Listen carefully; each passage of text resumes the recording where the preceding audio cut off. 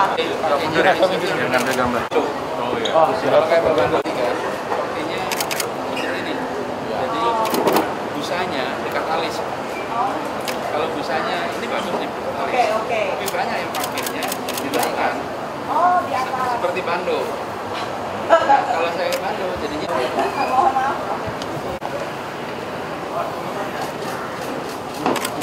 Yuk. Boy, nama, Perfect. Jadi ada tracing ya. email, iya sama suhu tubuhnya Pak, sama suhu tubuhnya dia. Nah, karena saya udah pernah, jadi saya bagus. Nah, setelah itu ada dua pilihan Pak, apakah dia mau lihat dulu menunya.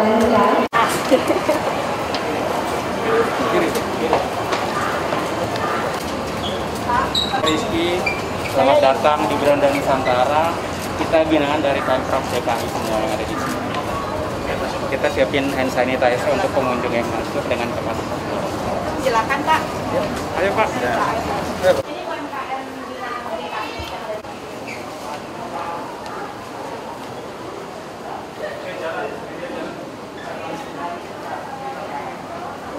Salah juga untuk kulit di Banjarmasin. Banjarmasin. Ya, jadi dia prosesnya direndam nanti lagi diolah. Berat ya. Ringan. Kita butuh sekarang sistem. Jadi diluruskan.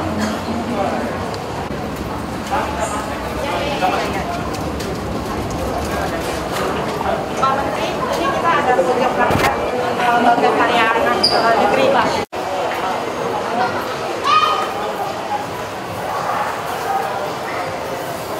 Silakan, silakan.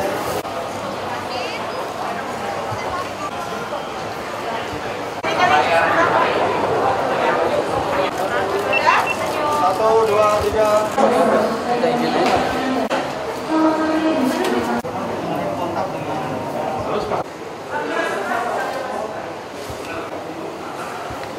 Ini, situ ya.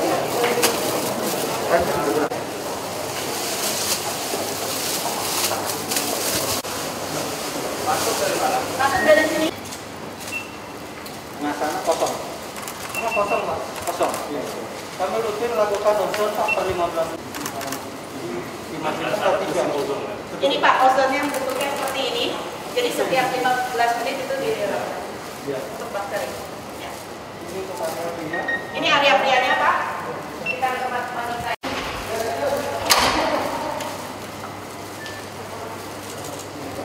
Ini wanitanya. Entrance ya. Entrance wanita dari sini.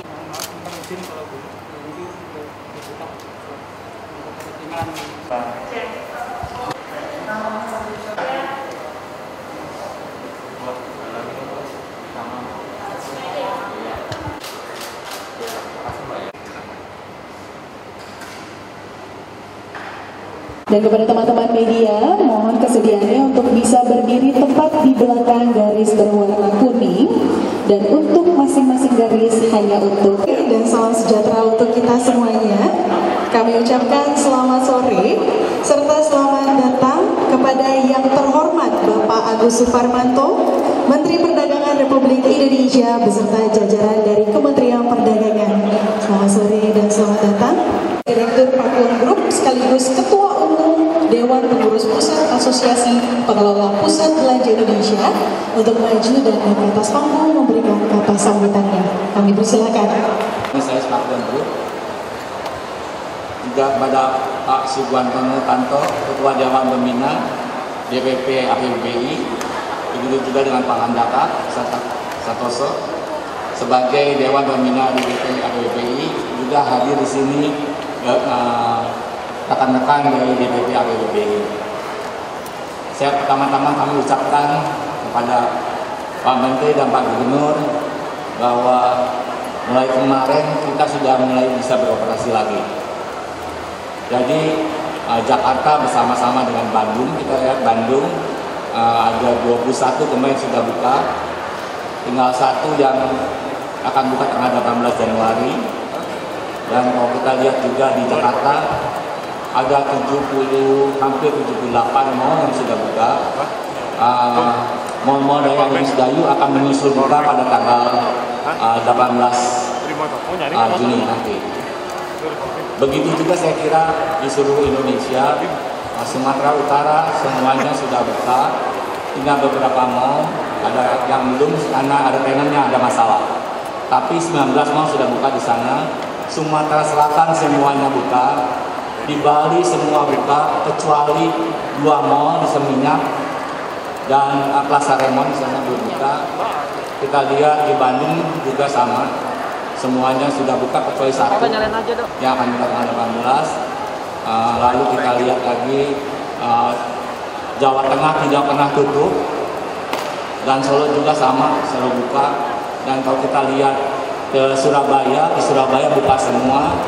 Dan kalau lihat mall yang di Malang yang pernah ditutup kemarin, sekarang semua mall di Malang sudah buka juga. Jadi praktis semua ekonomi di seluruh Indonesia bisa dibuka. Dan kita lihat yang paling ketat sebenarnya itu Jakarta. Kenapa Jakarta paling ketat? Ya sebab perhatiannya Pak Anies itu luar biasa. Jadi kita sering tektok terus, gimana sih keamanan yang lebih baik buat COVID ini. Dan saya berterima kasih sekali bahwa teman-teman dari pusat belanja di Jakarta ini bisa memberikan masukan dan beberapa bahkan berusaha untuk lebih baik lagi. Mereka memberikan hanya tidak basicnya aja, tapi memberikan lebih dari itu. Kita lihat minggu-minggu lalu belum ada yang pakai touchless button, sekarang hampir sebagian besar sudah menggunakan touchless button. Dan kita juga pembayaran dan menu-menu di restoran hampir semuanya pakai QR code. Cuman ada satu hal yang mungkin kita teman-teman dan pengunjung sini tolong bantu kita, bahwa berita hoax tentang QR code yang di media sosial itu bohong banget. Bahwa kalau ada ternyata yang ternyata ada yang kena COVID, semua yang pernah datang akan di lockdown di rumahnya. Saya kira itu bohong banget. Jadi hoax itu mesti perlu dilawan.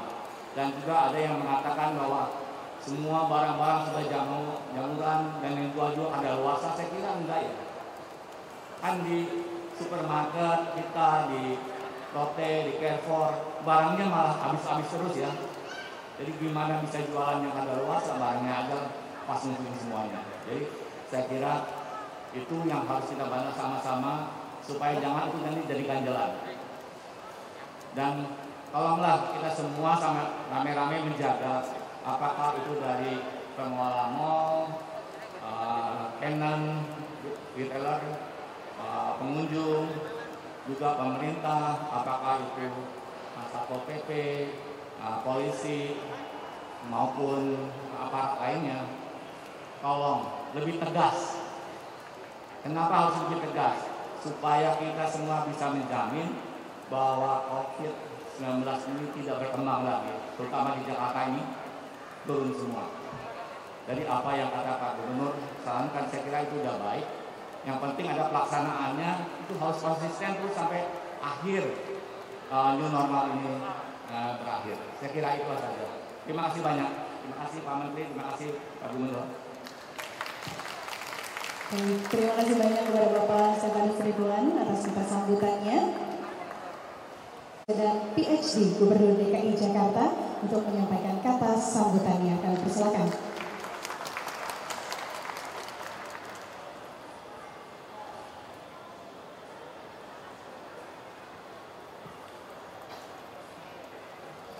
Yang saya hormati Menteri Perdagangan Republik Indonesia Bapak Agus Suparmanto, yang saya hormati Sekjen selaku pelaksana tugas Sekjen Perdagangan Dalam Negeri, Pak Ketua Umum Asosiasi Pengelola Pusat Belanja Indonesia, Pak Stefan Ridwan, dan seluruh pengurus APPBI, pimpinan Pakuan Group, Bapak Ibu sekalian hadirin yang saya hormati.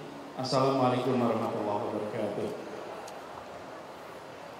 Pak Menteri yang saya hormati, kita merasa bersyukur bahwa alhamdulillah setahap demi setahap pengendalian COVID-19 di DKI Jakarta berjalan dengan baik. Kita ingin agar wabah yang melanda dunia ini bisa segera terkendali dan masyarakat di Jakarta bisa kembali menjalankan aktivitas. Kami di DKI memang seperti disampaikan Pak Ridwan tadi, bahwa kita bergerak relatif awal untuk memastikan bahwa usaha memutus mata rantai itu benar-benar bisa dilakukan. Jadi sejak belasan tanggal 16 perkantoran sudah mulai tutup, sekolah tutup, dan konsekuensinya juga ketika kita tetapkan PSBB bulan April, maka pusat perbelanjaan pun istirahat. Ini bukan sesuatu yang sederhana karena punya dampak pada kehidupan begitu banyak orang. Kita menyadari bahwa virusnya itu menular lewat interaksi. Jadi untuk memotong mata rantai penularan harus mengurangi interaksi. Nah, kalau interaksi ekonomi berkurang, otomatis kegiatan perekonomian secara umum, kesejahteraan juga terganggu. Alhamdulillah sekarang di Jakarta kondisinya sudah jauh lebih baik. Insya Allah akan terus makin baik dan insya Allah bisa segera kita mencapai situasi aman, sehat, produktif untuk seluruh masyarakat Jakarta. Jadi kita menuju ke sana. Sekarang masih pada fase transisi. Sejak tanggal 4 kemarin berakhir PSBB, kita meneruskan PSBB masa transisi sampai akhir bulan Juni ini, sambil kita memantau. Nah, di masa ini kita semua sedang belajar untuk melakukan kebiasaan baru. Sambutan ganti covernya, itu kebiasaan baru. MC pakai face shield, hadirin semua menggunakan masker, duduknya berjarak. Dan kita ini punya kebiasaan kalau bertemu ya nyapa ya salaman. Sekarang ketemu orang tidak salaman itu aneh sekali rasanya. Apalagi kalau lama tidak ketemu, terus sudah sampai dekat nggak salaman gitu. Ada sesuatu yang rasanya tidak tuntas di situ. Tapi inilah konsekuensi dari kebiasaan baru. Mengelola pusat-pusat kegiatan juga sama. Pusat perbelanjaan, pusat kegiatan sosial, pusat kegiatan keagamaan, semuanya harus melakukan protokol baru. Dan alhamdulillah kami bersyukur Pak Menteri boleh dilaporkan bahwa tim dipimpin Pak Stefanus Ridwan ini dengan yang di Jakarta Bu Ellen ya, itu komunikasi dekat terus dengan kita sehingga fase-fase penetapan persiapan bagi pusat-pusat perbelanjaan itu dijalankan dengan baik. Nah, kita berharap semuanya disiplin karena kedisiplinan itu bukan melindungi pengunjung saja, tapi melindungi mereka-mereka yang beraktivitas di sini, semua yang bekerja. Jadi kami merasa bersyukur dan khusus pada Bapak Ibu sekalian dari APPBI terus pertahankan Pak, jadi Pak Ridwan ini boleh dipertahankan supaya semuanya tertib seperti ini. Mudah-mudahan Jakarta bisa jadi contoh untuk tempat-tempat lain di seluruh Indonesia. Karena di sini yang paling tegas dan bagus sekali tadi saya masuk ke mall tempat ini dan harus scan dengan QR code, transaksi juga serba cashless, touchless, dan harapannya ini memunculkan suatu kebiasaan baru. Dan ini baru sekali barangkali pelajaran yang menarik untuk krisis kesehatan, krisis ekonomi itu sisi beratnya, tapi ada sisi opportunity-nya. Muncul lompatan pemanfaatan teknologi. HP-nya dari dulu sudah ada, teknologinya dari dulu sudah ada, tapi belum dipaksa untuk dipakai. Dan sekarang dipakai. Bahkan pertemuan rapat-rapat kita menggunakan Vicon alatnya sudah ada dari dulu, tapi tidak pernah kita gunakan untuk konferensi melibatkan semua orang. Kondisi pandemi ini memaksa kita memanfaatkan semua potensi yang sesungguhnya ada di kita. Mudah-mudahan ke depan kita akan bisa lebih baik. Dan saya berharap kepada seluruh masyarakat untuk lebih kritis dalam menerima informasi. Memang kabar itu macam-macam, Pak. Tadi Pak Ridwan cerita tentang hoax dan lain-lain. Kita perlu kritis, dan saya percaya Bapak sekalian, mayoritas dari kita semua adalah orang-orang yang kritis sehingga tetap bisa mengikuti protokol tanpa khawatir aspek-aspek yang tadi diceritakan. Dan mudah-mudahan di sini berjalan dengan baik. Saya harap pada pengelola untuk betul-betul disiplin supaya jadi contoh. Apa yang dikerjakan di Jakarta bulan Juni ini harus bisa jadi contoh di seluruh Indonesia. Pengelolaan mal dalam suasana COVID seperti ini. Selamat kepada teman-teman semua, para pengelola di pusat perbelanjaan, dan semoga kegiatannya produktif, keselamatannya terjaga, dan kesehatannya terjamin. Demikian sambutan dari kami, kurang lebih mohon maaf. Assalamualaikum warahmatullahi wabarakatuh. Terima kasih banyak kepada Bapak Anies Rashid Baswedan PhD sudah memberikan kata sambutan.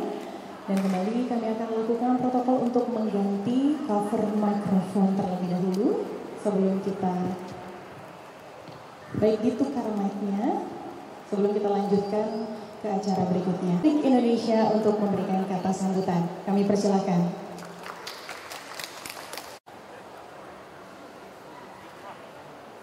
Yang terhormat Bapak Gubernur DKI Bapak Anies Baswedan,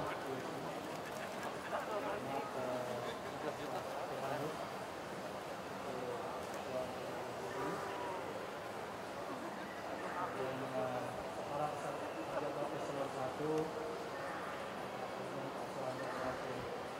Dirjen. Memang dalam menghadapi ini kita harus mensikapi dengan bijak dan tegas. Artinya protokol kesehatan ini harus kita patuhi. Saya lihat tadi juga protokol kesehatan ini patut diberikan apresiasi, dan juga bisa tadi seperti yang dikatakan Bapak Gubernur sebagai contoh, karena di DKI ini ada sekitar 70 mall kalau nggak salah Pak ya, saya sudah lihat. Mudah-mudahan protokol ini bisa menjadikan acuan untuk dilakukan secara ketat dan disiplin serta kesadaran yang tinggi.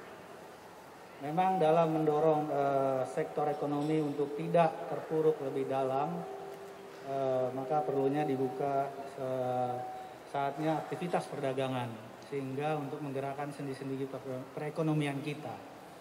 Namun sesuai arahan Bapak Presiden, keselamatan dan kesehatan masyarakat menjadi prioritas utama dalam melaksanakan protokol kesehatan ini, dan juga melaksanakan kegiatan aktivitas perdagangan. Kita memang sudah banyak perubahan, artinya budaya kita ini sudah mulai berubah. Mulai dari tata cara masuk, terus kemudian menyapa, padahal adat kita memang timur yang harus menyapa, yang semula saling tidak hanya senyum, kemudian salaman, bahkan juga termasuk istri juga kalau jalan bareng-bareng gandengan agak aneh nanti dilihat, dikiranya wah ini menjadi perubahan budaya yang sangat mendasar. Walaupun itu istri kita. Jadi ini nanti diprotes di rumah urusan lain Pak ya, Pak Gub. Jadi disinilah perlunya ada rasa kebersamaan, gotong royong, dan saling bahu-membahu dalam menghadapi situasi yang sulit. Namun kita bisa, saya optimis dengan lihatnya kondisi sekarang kita bisa melalui situasi ini. Kemudian juga protokol kesehatan ini perlu adanya kesadaran tinggi. Sekali lagi ini dilihat tadi dibukanya kegiatan perdagangan di sini dalam arti belanja, namun demikian juga tempat beribadah. Tadi saya lihat di sini bersama Bapak Gubernur melihat dan sangat baik, sehingga sambil belanja kita tidak lupa juga beribadah, sholat ya, dan juga saya lihat tadi musola maupun masjidnya cukup baik, dan ini memberikan kenyamanan bagi konsumen dan keamanan. Sekali lagi supaya roda perekonomian kita bergerak, di sini ada UMKM, kemudian juga retail toko dengan situasi ini buka kembali.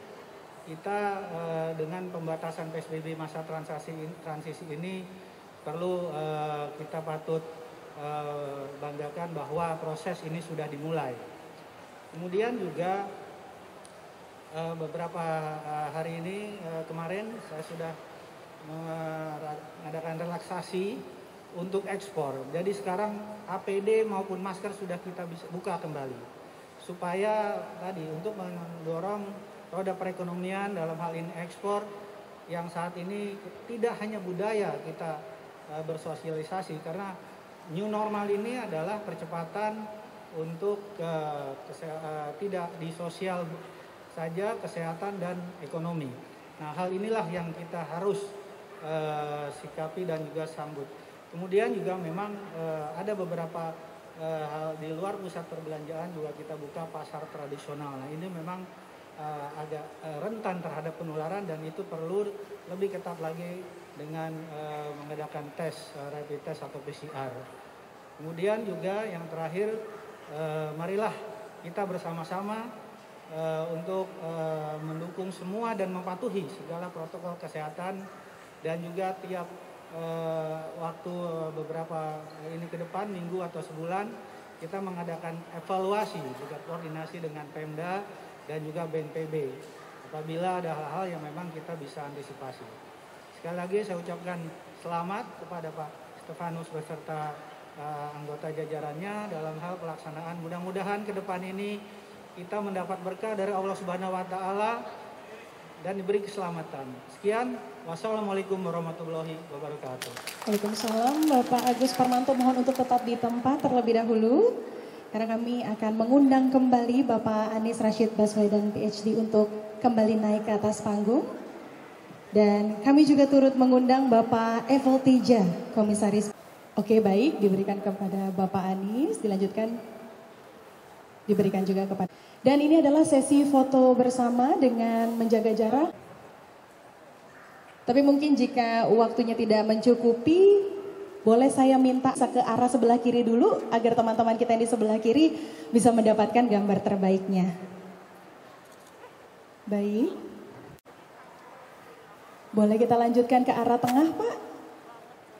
Iya, untuk teman-teman yang ada di tengah untuk mendapatkan momen terbaiknya. Dan mikrofon ya, nanti disediakan oleh salah satu tim. Dan nanti untuk rekan-rekan media yang ingin bertanya silakan angkat tangan terlebih dahulu. Nanti akan ditentukan teman media mana yang boleh untuk bertanya.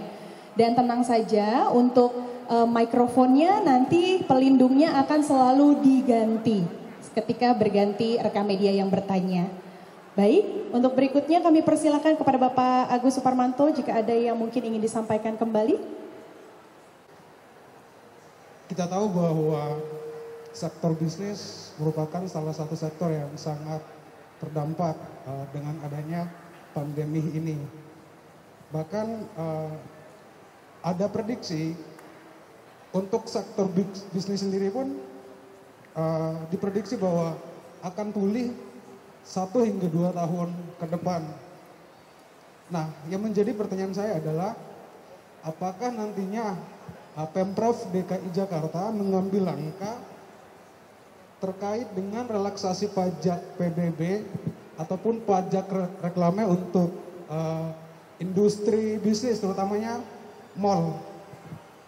Sedangkan pertanyaan yang kedua untuk Pak Agus, bahwa berdasarkan rilis dari Badan Pusat Statistik, seluruh komponen ekspor maupun impor itu menurun, sangat negatif. Nah, pertanyaan saya adalah apa langkah yang diambil oleh Kementerian Perdagangan terkait dengan hal itu? Terima kasih. Baik, terima kasih atas pertanyaannya. Mungkin bisa langsung dijawab ya Pak ya. Silakan Bapak Anies. Kalau boleh.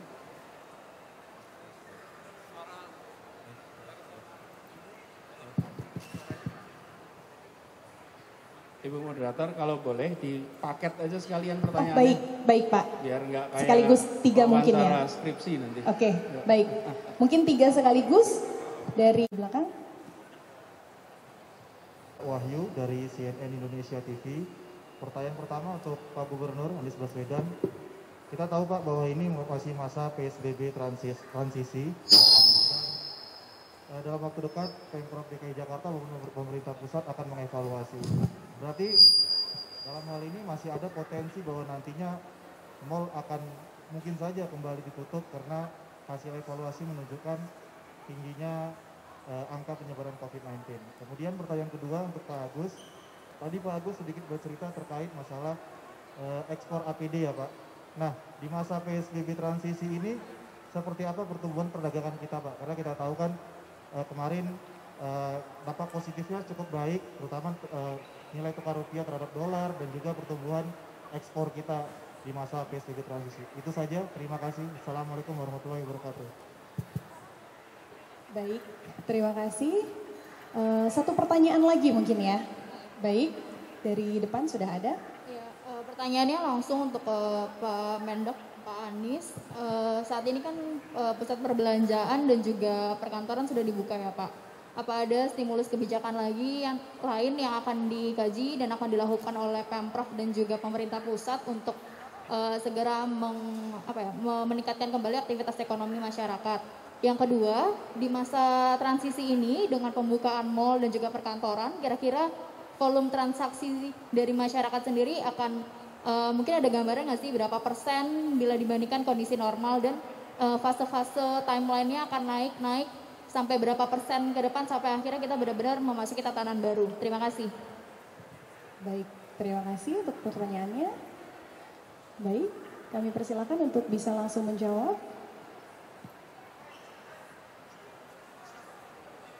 Sudah, habis. Nggak ada lagi? Oke. Gini.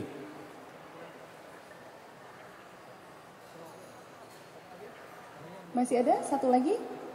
Sudah.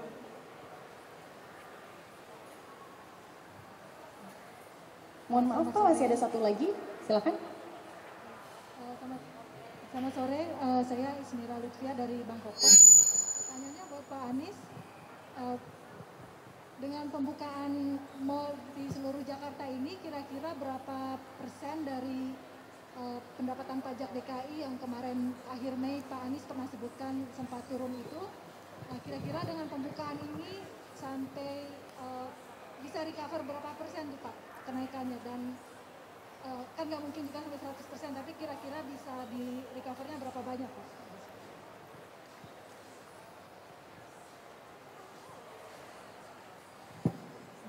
Baik, terima kasih. Sudah semuanya ya? Oke, baik. Kami tutup sesi pertanyaannya dan dipersilakan untuk bisa menjawab. Mungkin dimulai dari Bapak Anies terlebih dahulu. Gini, pertama mengenai ada pertanyaan tadi. Mungkinkah kita kembali ke masa PSBB? Tidak ada kemungkinan yang ditutup. Karena itulah kenapa kita katakan bahwa ini adalah masa transisi, dan masa transisi itu akan bisa memasuki fase sehat, aman, produktif jika indikator-indikator kesehatan masyarakat, indikator epidemiologi menunjukkan bahwa adanya kegiatan ekonomi, sosial, budaya tidak berdampak negatif kepada keselamatan warga. Jadi kuncinya adalah bila indikator-indikator menunjukkan keselamatan warga terancam, maka kita harus mengendalikan dengan menerapkan PSBB pra-transisi. Nah, sejauh ini di dalam evaluasi selama 1 minggu terakhir, 10 hari terakhir, indikator itu tidak nampak. Artinya kita sekarang bisa berkata bahwa selama 1 minggu ini tidak ada tanda-tanda yang menunjukkan kita akan kembali ke PSBB.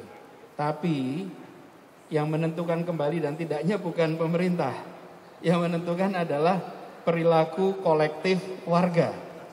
Jadi 11 juta penduduk DKI, itulah yang menentukan apakah kita akan terus melewati transisi ini dengan baik atau tidak.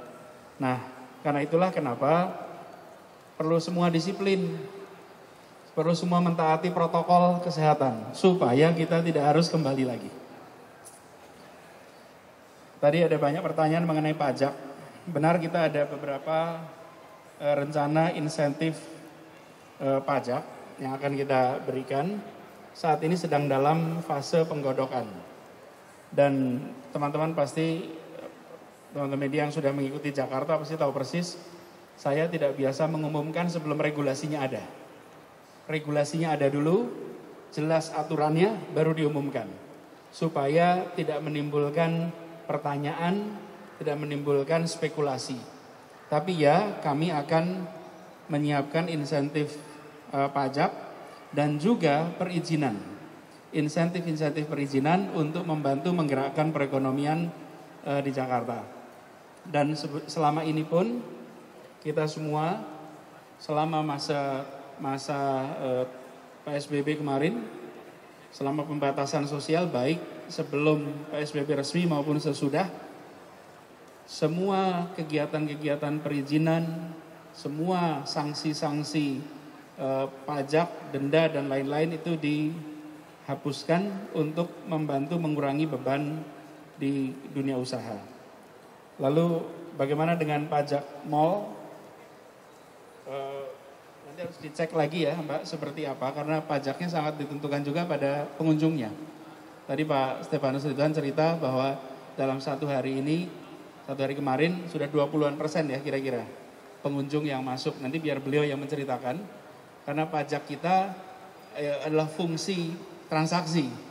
Jadi semakin banyak pengunjung, semakin tinggi transaksi, maka pajak yang akan kita dapat juga akan makin tinggi.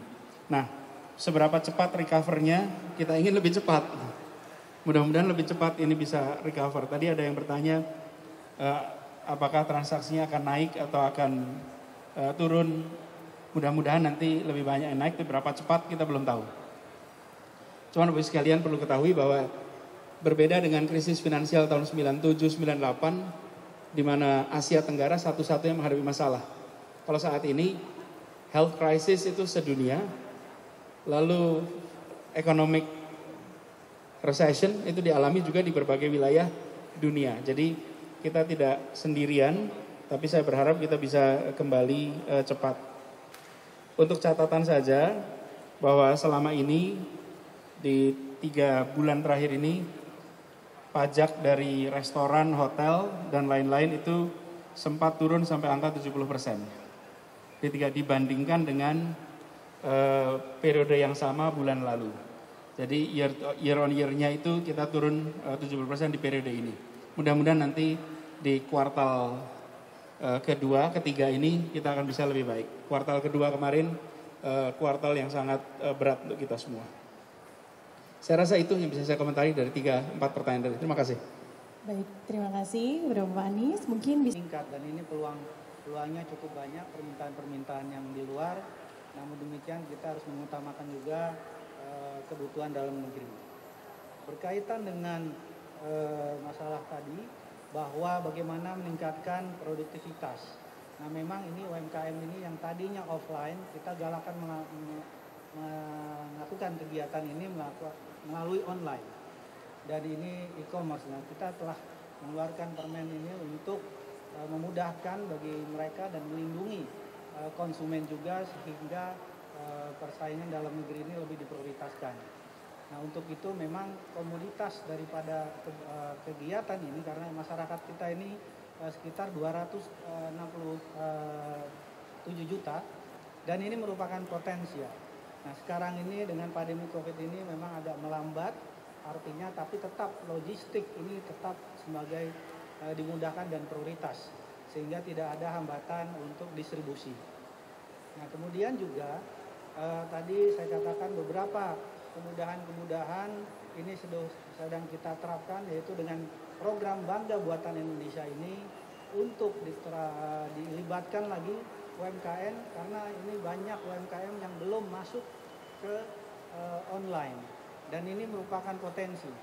Dan ini kita punya atasé perdagangan di luar dan ITPC untuk mempromosikan, karena di luar sana, di luar negeri, untuk orang Indonesia aja sekitar di atas 5 juta yang potensi untuk membeli produk kita sendiri karena dengan program Bangga Buatan Indonesia. Kemudian juga program-program lain di sini ada kebijakan relaksasi dan pengendalian impor supaya tidak ada barang-barang impor ini yang mengganggu produk dalam negeri, sehingga konsumen lebih memprioritaskan produk dalam negeri dengan kualitas yang baik. Sekian, Assalamualaikum warahmatullahi wabarakatuh. Waalaikumsalam warahmatullahi wabarakatuh. Baik, mungkin ada yang ingin ditambahkan atau ditanggapi dari saksi kan mengikuti harga NJOP, nggak lihat diskonnya. Jadi sekarang ini supaya baik ada diskon, lebih baik tidak ada diskon. Itunya tetap aja harga tanahnya jangan naik. Naiknya 30%, Pak. Walaupun diskon, kenaikan itu di diskon lagi. Tapi kan semua transaksi kan berdasarkan NJOP tanah. Nah ini kalau bisa tolong jangan. Sebab ini bahkan kalau bisa ada diskon sedikit, kan kondisinya lagi jelek gitu kan kita. Jadi itu yang permohonan pertama. Kedua, kita lihat sekarang waktu ada COVID pun kita bayar pajak reklame. Mungkin pajak reklamenya tolong Gubernur pertimbangkan. Mungkin ada keringanan sedikit lah, tetap tarik, tapi ada keringanan. Supaya tenan-tenan mampu bertahan, sebab income kita masih 20%, 30%. Jadi perlu ada support gitu Pak. Tapi PB1 silakan aja Pak. Saya kira itu aja, terima kasih. Baik, terima kasih banyak. Dan sepertinya itu tadi sudah menutup seluruh pemaparan dari para narasumber. Dan semoga pemaparan tersebut cukup menjawab ya dari pertanyaan rekan-rekan media. Baik, untuk kali ini mungkin kami persilakan Bapak Ibu jangan turun terlebih dahulu. Kami persilakan rekan-rekan media kembali untuk bisa mengabadikan momen ini. Foto bersama seluruh narasumber yang sudah memberikan pemaparan hari ini.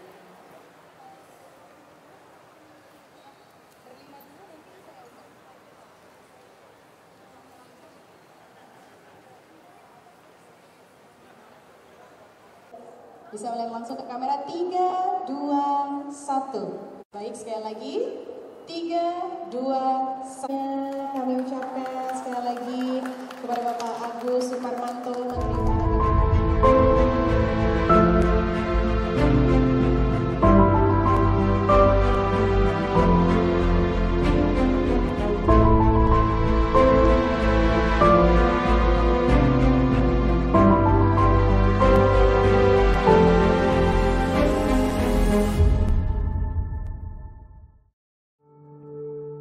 Untuk mereka yang telah berjuang dan berkorban demi kesehatan kita semua, terima kasih. Puskesmas turut berperan besar dalam menangani COVID-19 di ibu kota.